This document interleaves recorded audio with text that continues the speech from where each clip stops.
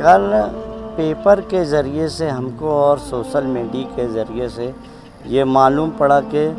کوئی پنڈت شیو شکتی دھام کا وہ ہمارے رسول صلی اللہ علیہ وسلم کی شان میں گستاخانہ لفظ بولیں اور بہت زیادہ بولیں۔ ہمارا مذہب یہ نہیں سکھاتا کہ ہم کسی کی دل آزاری کریں کسی دوسرے مذہب کے، کیونکہ ہمارا ایک درس ہے کہ ایک یہودی عورت اللہ کے رسول صلی اللہ علیہ وسلم کے اوپر کچرا پھینکتی تھی، ایک دن نہیں پھینکی تو وہ پوچھے کہ یہ عورت کہاں ہے جو ہمارے اوپر روزانہ کچرا پھینکتی تھی، تو وہ بیمار تھی، تو اس کو دیکھنے گئے تو وہ اسلام قبول کر لی۔ یہ درس ہے ہمارا، مگر لوگ کیوں ہم سے ایسا کرتے ہیں، یا اس دیش کا تانا بانا توڑنے کے لیے، گنگا جمنا تہذیب ختم کرنے کے لیے ایسا واقعہ کیا جاتا ہے۔ ہم ایک میمورنڈم ابھی دیے ہیں ایس پی صاحب یہاں کے مالیگاؤں شہر کے کھانڈوی صاحب کو، اور ہمارے علماء کرام ممبئی کے اندر دیے ہیں اور دلی میں بھی دیا جائے گا۔ ہم اس میمورنڈم کے ذریعے سے گزارش کرتے ہیں آج کی سرکار سے، مہاراشٹر سرکار سے، کہ ایسے افرادیوں کے اوپر سخت کارروائی کی جائے، ان کو جیل کی سلاخوں کے پیچھے ڈالا جائے تاکہ آنے والے وقت میں کوئی ایسی ہمت نہ کرے۔ ایسی کارروائی ہونی چاہیے۔ ایک مسلمان کے لیے اللہ کی ذات کے بعد سب سے زیادہ تعظیم کے لائق اگر کوئی ذات ہے تو نبی کریم صلی اللہ علیہ وسلم کی ذات ہے،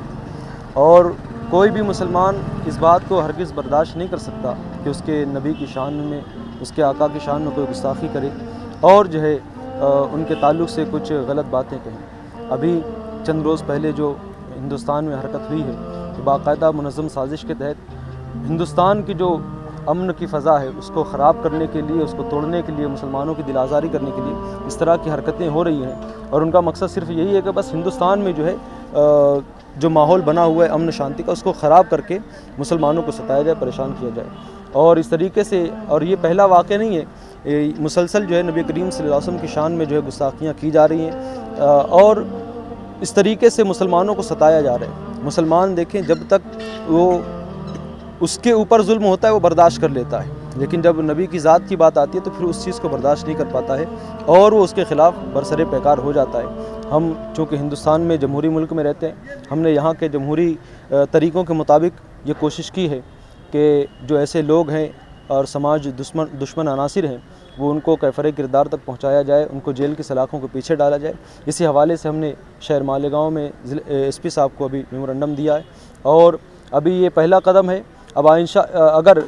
اس پر ہم انتظار کریں گے، ایس پی صاحب نے تو ہمیں امید دلائی کہ اس کے خلاف کارروائی کی جائے گی اور اس معاملے کو آگے بڑھایا جائے گا، لیکن اگر اس میں یہاں پر کوئی قدم نہیں اٹھایا جاتا ہے تو پھر ہم اپنی جانب سے اس کے تعلق سے اور کیا کر سکتے ہیں، آئندہ نیا قدم اٹھانے کے لیے ہم جو ہے انشاءاللہ آپس میں بیٹھ کر کے اس پر مشورہ کریں گے اور اس کے خلاف کارروائی کروانے کی اور اس پر روک لگانے کی پوری کوشش کریں گے۔ اور آج جو تنظیمیں یہاں پر آئی ہیں تو ہمارے ساتھ تو